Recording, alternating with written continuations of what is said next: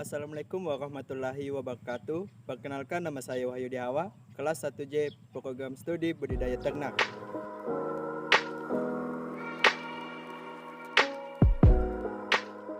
Sistem pencernaan. 1. Mulut atau paru. Paru ayam berfungsi untuk mengambil makanan.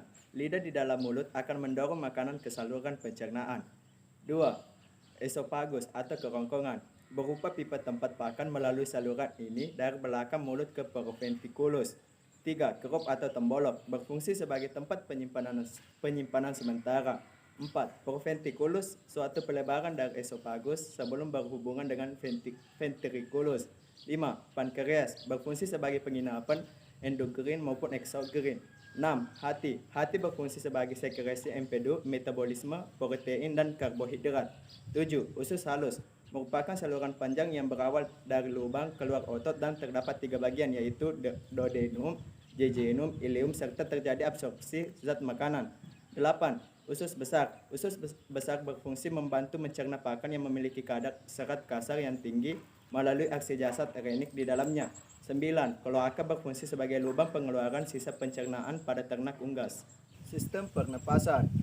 Yang pertama, lubang hidung. Lubang hidung adalah awal dari saluran pernapasan ayam. Lubang hidung berfungsi mengambil udara untuk bernapas. Terdapat bulu-bulu halus di dalamnya yang digunakan untuk menyaring udara, bakteri, dan kotoran yang masuk. Yang kedua, yaitu laring, adalah organ yang paling dekat dengan trakea. Fungsi dari laring antara lain mencegah masuknya benda asing ke dalam laring. Jalan masuk udara selama inspirasi membantu dalam proses menelan serta mengatur suara. Kemudian udara akan disalurkan ke organ trakea berupa pipa yang terdiri dari cincin tulang rawan.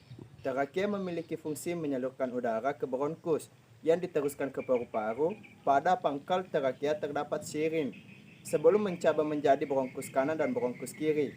Bronkus memiliki fungsi ganda yang memastikan kualitas udara yang masuk serta memastikan bakteri pembawa penyakit yang masuk.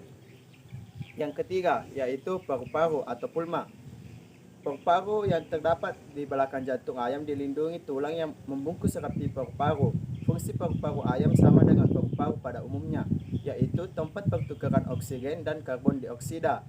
Adapun yang keempat, yaitu kantong udara. Kantong udara berfungsi untuk mempertahankan volume udara yang konstan pada paru-paru dan menggerakkan udara selama respirasi dan ekspirasi. Sistem reproduksi ayam betina. Yang pertama, ovarium. Terdapat di daerah kranial ginjal di antara rongga dada dan rongga perut.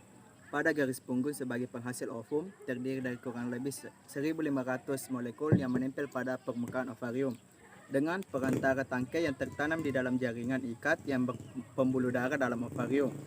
Yang kedua, yaitu oviduk, merupakan saluran yang menghubungkan ovarium dengan vagina dan berakhir di kloaka.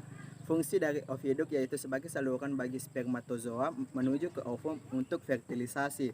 Yang ketiga, yaitu infundibulum, merupakan bagian paling kranial atau depan dan teratas dari oviduk dengan panjang 9 cm. Berfungsi sebagai tempat ovulisasi, fertilisasi, dan pemasakan ovum. Magnum merupakan saluran lanjutan dari oviduk, terpanjang sekitar 33 cm. Magnum berfungsi untuk proses perkembangan telur, tempat disekresikan argumen telur serta menghasilkan albumin sehingga memiliki dinding yang tebal dan berlipat. Isthmus memiliki panjang 10 cm dengan diameter yang lebih kecil daripada magnum. Bisa disebut dengan penyempitan. Isthmus berfungsi sebagai tempat terbentuknya membran sel atau selaput kerabang lunak. Yang selanjutnya yaitu uterus, merupakan bagian oviduk yang melebar dan berdinding kuat dengan panjang 10-12 cm. Uterus berfungsi sebagai tempat perkembangan telur paling lama sekitar 18-20 jam. Yang terakhir yaitu vagina, merupakan bagian paling belakang dari oviduk dengan panjang 12 cm. Vagina diakhiri dengan adanya berbentuk kloaka di bagian akhir saluran reproduksi. Baik, itulah tadi penjelasan tentang morfologi pada ternak ayam. Sekian dari saya. Wabillahi taufiq wal hidayah. Wassalamualaikum warahmatullahi wabarakatuh.